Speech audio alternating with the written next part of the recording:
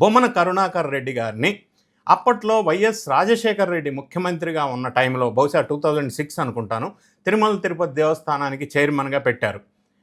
అంటే బొమ్మన కరుణాకర్ రెడ్డి బ్యాక్గ్రౌండ్ ఒకసారి మనం చూసినట్టయితే ఒక అన్య మతస్థులు, ఒక నాస్తికుడు. ఇది స్పష్టంగా ఆ ప్రాంత ప్రజలందరికీ తెలుసు.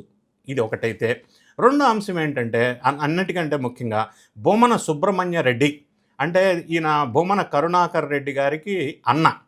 ఈయనని తీసుకొచ్చి తిరుమల తిరుపతి దేవస్థానం ట్రైనింగ్ సెంటర్లో, అంటే శ్వేత అనే ఒక సంస్థ, అంటే దేవస్థానానికి సంబంధించిన ట్రైనింగ్స్ నిర్వహించే ఒక సంస్థ, దానికి డైరెక్టర్గా పెట్టారు.